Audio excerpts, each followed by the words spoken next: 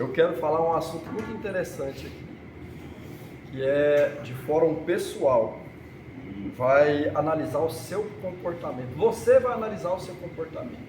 O tema é pessoas que inspiram. Você é uma pessoa que inspira? Inspira alguém? Pois então, eu quero falar sobre esse tema aqui.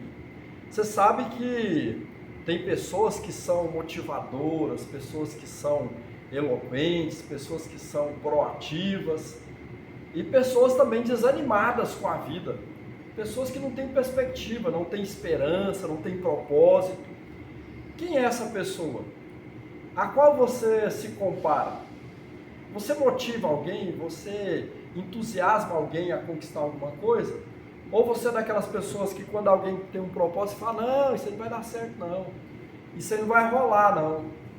Sabe, gente, tem muitas pessoas que são desanimadas, mas tem muitas pessoas que são extremamente animadas. Olha, nós tivemos aí figuras importantes no Brasil que cumpriram a sua missão, como Silvio Santos, um homem que foi muito proativo, que conquistou mesmo, de verdade. E ele não começou ali já bem, em berço de ouro.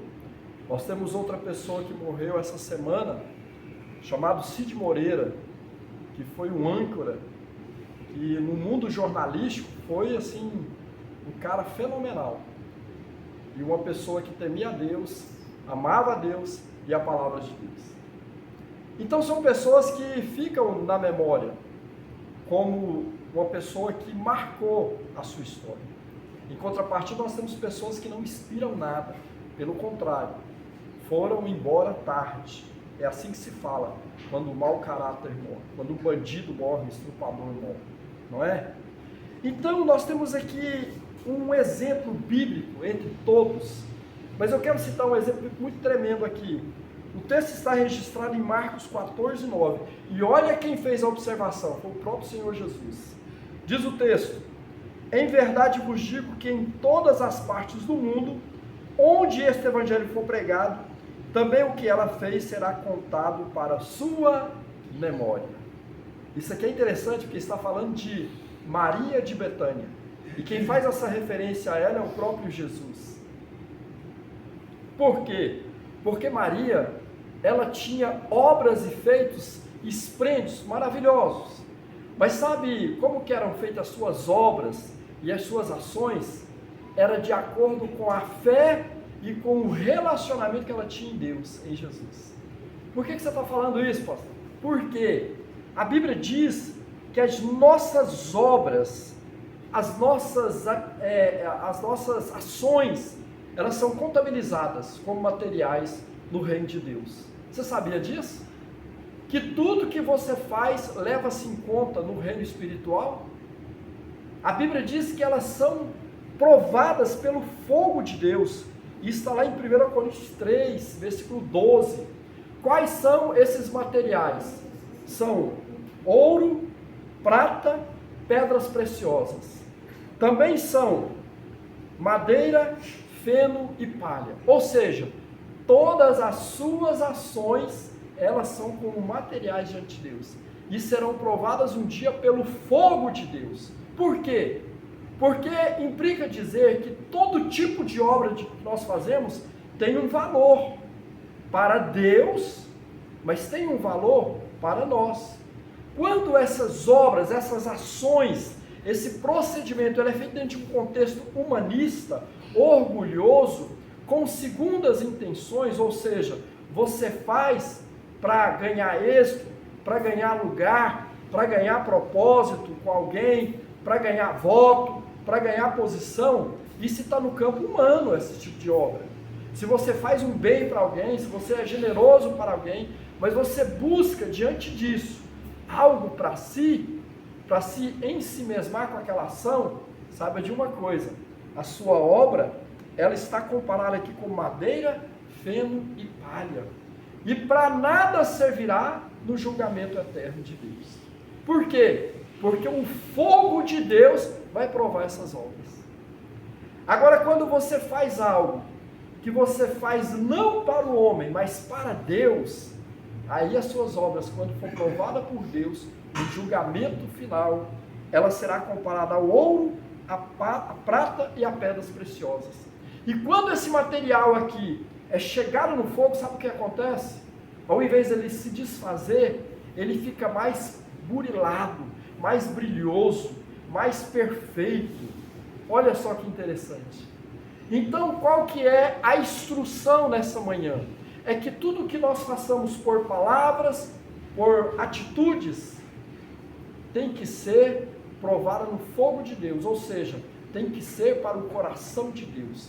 E eu te pergunto, como têm sido as suas obras? Você faz só para agariar sucesso, prestígio, fama, dinheiro, poder?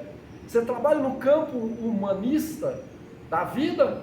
Ou você faz para as pessoas como se estivesse fazendo para Deus? Há uma grande diferença. E aí, quando a gente olha para essa mulher, a gente aprende com Maria de Betânia, porque ela é um exemplo clássico de profunda gratidão e adoração a Deus. Olha, aqui nós temos um episódio onde Maria de Betânia está na casa de um homem famoso da cidade lá, um homem chamado Simão, e ele reúne na cidade todas as pessoas. E sabe o que Simão faz? Esse homem rico chama Jesus para ir à sua casa, para esse momento de festa, de comunhão. E queridos, Maria de Betânia, ela chega naquele lugar e ela então pega um vaso de alabastro. Esse vaso de alabastro, esse perfume, que ele tinha denominado o nome de vaso de alabastro, porque ele estava dentro de um vaso de cerâmica, muito caro na época. Não só o vaso, como sobretudo o alabastro, que era o perfume. E era um material branco com uma característica rosada. E ele vinha lacrado. E esse perfume, ele era de um alto valor. Esse perfume, a pessoa para adquirir naquela época, ela tinha que trabalhar no mínimo 10 meses. Porque ele custava 300 denários. E um denário naquele tempo correspondia a um dia de trabalho. Como vocês trabalham aqui na empresa, teria que trabalhar em média 10 meses para comprar esse perfume. As moças compravam esse perfume para levar em especial para a sua noite de núpcia, aonde ela quebrava esse perfume e derramava sobre os lençóis e sobre todo o quarto ali, para um momento muito mensurável, que era a sua noite de núpcia. Então, geralmente não eram todas as moças que tinham condições de comprar esse perfume. Geralmente eram mulheres abastadas, moças abastadas. Maria de Betânia, segundo a história, veio de uma família rica. O pai de Maria de Betânia, como também de Marta e Lázaro, ele trabalhava com oliveira, ele fabricava o azeite, então ele vendia o azeite para toda aquela região. Era um homem muito próspero. A história diz que os 3 eram filhos desse homem. E ela então pegou aquele vaso de alabastro e ela quebra sobre a cabeça de Jesus e derrama o óleo ali, aquele perfume suave naquele lugar, sobre a vida, sobre o corpo de Jesus.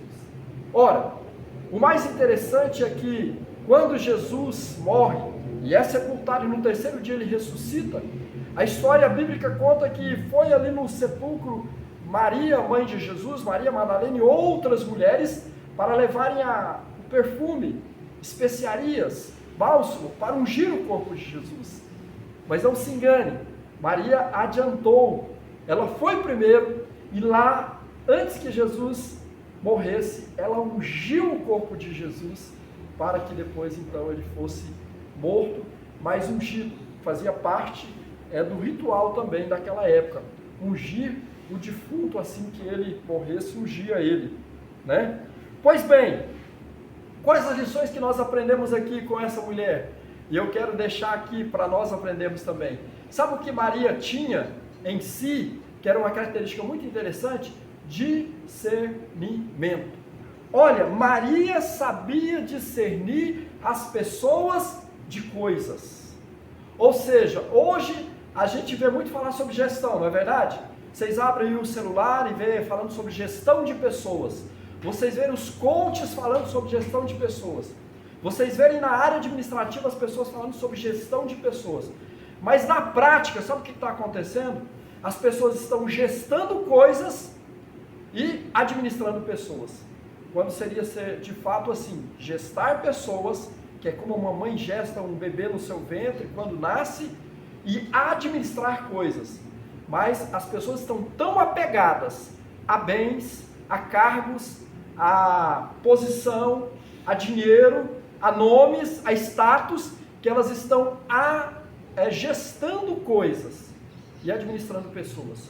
As pessoas em suas vidas estão como produto de produção.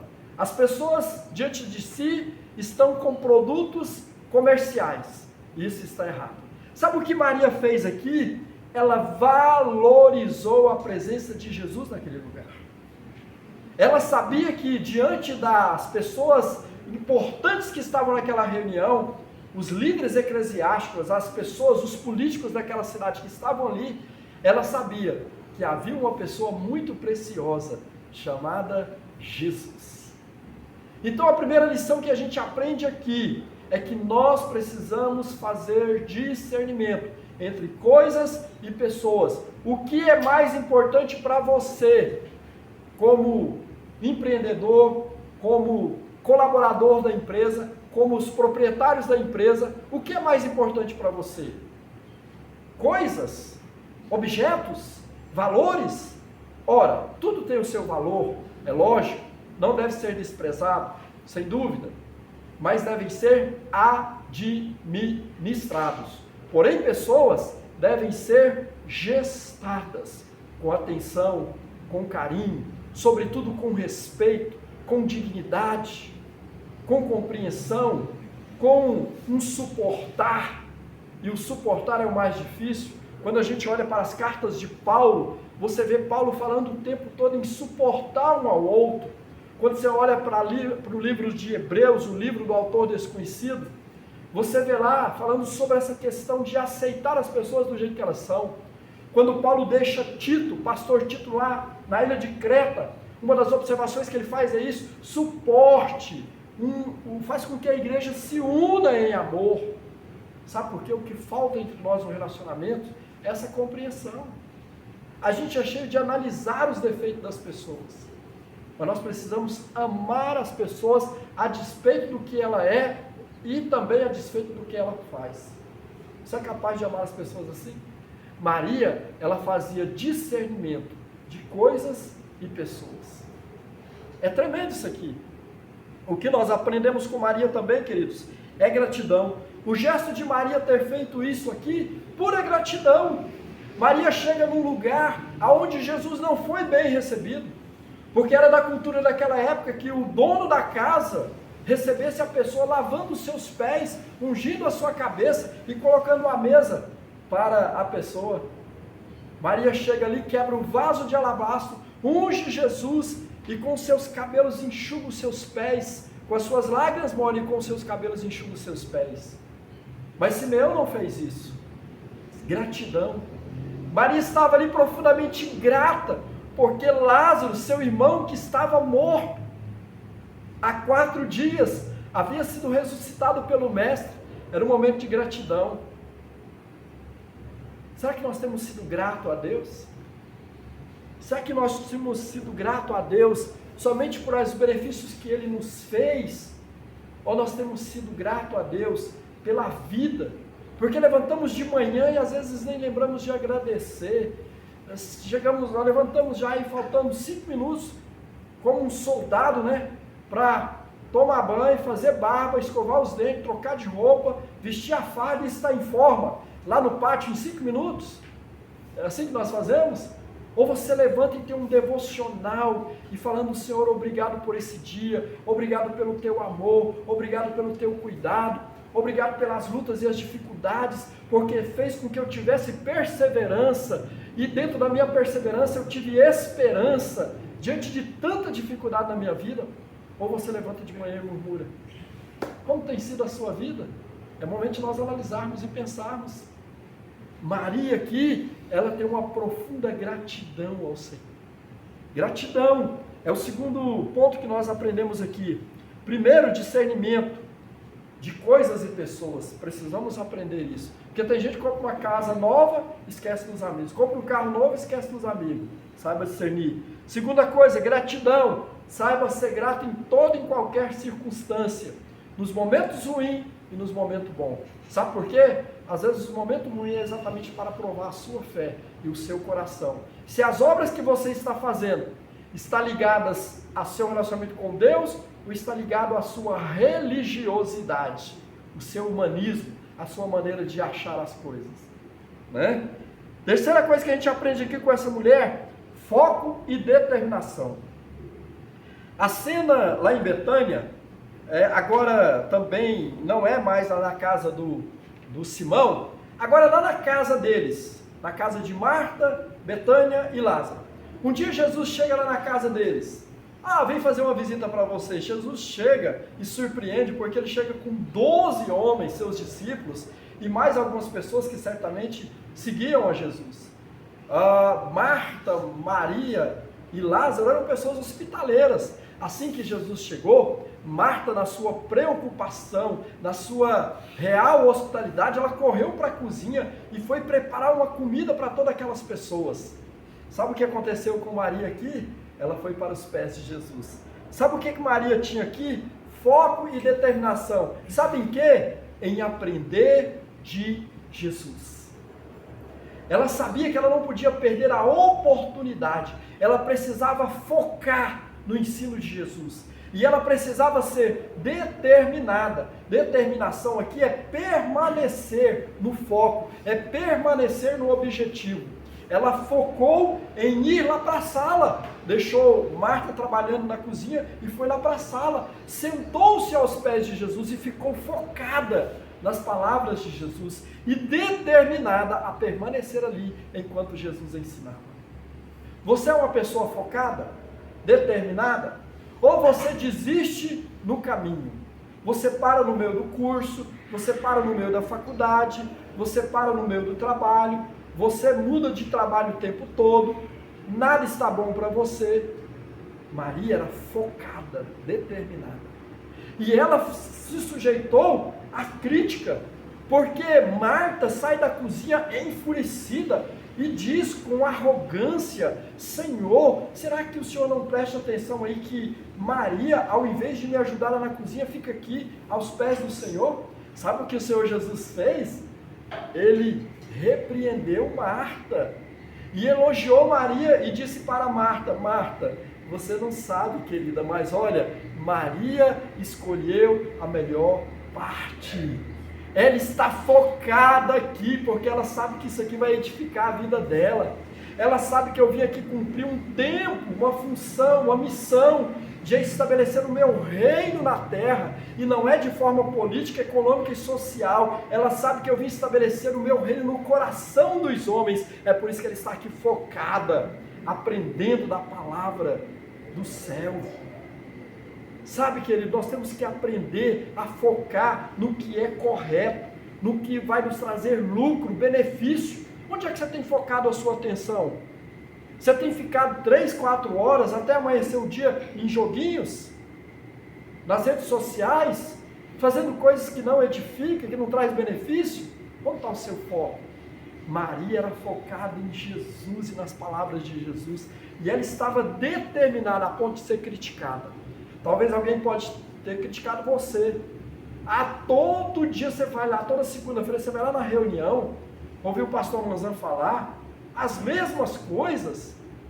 Saiba de uma coisa: aqui sempre o Senhor traz renovo para a nossa alma, porque a palavra do Senhor se renova, como todas as manhãs. Toda segunda-feira o Senhor tem uma instrução nova para nós aqui, que nos leva a um grau de conhecimento, mas sobretudo de conquista na nossa vida espiritual, emocional, relacional, profissional. Sempre o Senhor tem uma palavra de vida para nós aqui. A palavra Logos, a palavra revelada, a palavra que vem dos céus, a palavra de conselho, que não é motivacional. Pode até ser chamado de motivacional, mas é sobretudo bíblica, um conselho de Deus para nós. Então nós precisamos focar em Deus, na palavra de Deus, na direção de Deus, no infinito amor de Deus. na infinita bondade de Deus, na infinita graça de Deus, mas nós paramos no caminho, nos culpamos, porque nós queremos medir essa bondade, queremos medir essa graça, queremos medir esse favor, quando na verdade ela é infinita. Então, queridos, focar no que é certo. E agora, a gente termina, e vamos terminar dentro do nosso prazo estipulado aqui, porque temos de ser disciplinados também com o horário. Sabe o que nós aprendemos com essa mulher aqui? Uma verdadeira adoradora. Eita, isso aqui é forte. Porque você pode falar bonito, cantar bonito, trabalhar legal, ser um grande profissional, mas se você não for uma pessoa que adora a Deus, que coloca Ele em primeiro lugar na sua vida não tem sentido. Sua vida não tem valor. Ah, mas eu sou o cara, eu conquistei, eu faço, eu aconteço, sou extremamente intelectual, já consegui várias coisas, tenho curso, não interessa. Toda a sua capacidade intelectual, cognitiva, não interessa nada disso. Se você não colocar Deus como centro da sua vida e adorar a Ele em espírito e em verdade, não faz sentido a sua vida. Não faz. Olha, essa mulher aqui, ela era adoradora. Sabe o que aconteceu aqui uma vez, quando Lázaro, e a gente falou dele aqui, que ele tinha morrido? Ele morreu, não se sabe de quê. Lázaro era um amigão de Jesus. Jesus ia lá para a casa deles e ficava ali conversando com Lázaro. Olha só, tinha uma amizade com aquela família. Queridos, Lázaro morreu. Jesus estava distante da cidade de Betânia, um dia de viagem, porque eles viajavam a pé. Se Jesus saísse no momento, Jesus chegaria no terceiro dia, porque ele recebeu a notícia no segundo dia que Lázaro havia morrido. Jesus espera mais um dia e sai no terceiro dia e chega no quarto dia na casa de Lázaro, Maria e Marta. Lázaro já estava sepultado e coberto ali com uma grande pedra. Para os judeus, o dia real do velório era no quarto dia, porque segundo a cultura histórica daquela época, o defunto poderia ressuscitar naqueles 3 primeiros dias. Segundo a cultura também, se aparecesse alguém ali e ressuscitasse aquele defunto, ele era um grande benzedor, um grande curador, um grande profeta até que estava por ali, um grande curandeiro. Mas no quarto dia, só Deus poderia ressuscitar um morto. Jesus então espera o quarto dia e chega naquele lugar. Queridos, quando ele chega no quarto dia, no primeiro dia, no segundo dia e no terceiro dia, haviam pouquíssimas pessoas, a não dizer somente a família. Mas no quarto dia, toda a cidade veio para o velório, mesmo Lázaro já estando sido depositado ali na urna. Sabe o que aconteceu? Jesus chega, e quando ele chega, as pessoas dizem para Marta e Maria: olha, Jesus chegou, ele está aí. Marta sai correndo em desesperado e chega aos pés de Jesus e diz: ó Jesus, se o Senhor estivesse aqui, meu irmão não teria morrido. Mas sabe o jeito que Marta falou? Cadê a nossa amizade, Jesus? O Senhor vinha aqui em casa, disse que ia ser nosso grande amigo, ficava aqui, comia aqui, trazia aquele tanto de gente para cá, os discípulos, a gente fazia um grande banquete, nós amamos o Senhor, minha irmã, meu irmão. Era isso que ela estava dizendo para ele. Ó Senhor, se tu estivesses aqui, meu irmão não teria morrido. Jesus não disse nada. Sabe o que ele falou? Depois ele disse assim, na hora ele não disse mais, depois ele disse assim: cadê Marta? Chame Maria, perdão. Chamaram Maria. Jesus está aqui. Maria veio correndo, prostrou aos pés de Jesus, e não se engane, a Bíblia diz que ela falou as mesmas palavras: Jesus, se o Senhor estivesse aqui, meu irmão não teria morrido. E aí, pastor? Queridos, olha a diferença de quem adora a Deus, de quem vai orar, de quem vai clamar, de quem vai chegar na presença de Deus. que adora e o que não adora. Quando ela disse as mesmas palavras, a Bíblia diz que o coração de Jesus se conturbou e ele chorou. E ali está o célebre versículo de João 11:35, e o menor versículo da Bíblia: Jesus chorou. Sabe por quê? Ele foi compungido por um coração adorador. Eita, então eu quero te convidar a você adorar ao Senhor. E preste atenção, essa Maria que adorou o Senhor aqui na dor, na tristeza, na perda do seu amado irmão Lázaro, foi quem adorou lá na casa de Simão, quebrando o vaso de alabastro, em profunda gratidão por aquilo que o Senhor havia feito na sua casa. Essa manhã, a instrução que fica é que nós precisamos aprender como essa mulher. Essas características, ela teve o que aqui? A gente termina agora. Ela teve discernimento. E aqui eu falei que nós precisamos discernir entre coisas e pessoas. Não é? Segundo, ela teve gratidão. Gratidão implica ação e sacrifício. Gratidão implica nós darmos algo de valor. Sabe? Porque essa gratidão que fica só na conversa, cuidado com essa gratidão. Gratidão implica uma atitude. E ela quebrou o vaso de alabastro. Outra coisa nós aprendemos com ela que foco é não distrair com as críticas, com as observações e ficar determinado no propósito, naquilo que você se decidiu a fazer. E outra coisa que nós aprendemos aqui, a gente termina dizendo adoração. Precisamos adorar o Senhor diante dos ganhos, mas sobretudo diante das perdas, entendendo que Ele é dono de todas as coisas, tudo está nas mãos dEle, tudo é dEle, tudo volta para Ele. Qual o convite que fica para nós aqui? Que possamos ser pessoas que inspiram as outras pessoas a viverem de vidas dignas da ação de Deus, do poder de Deus. Como é que eu faço isso, pastor?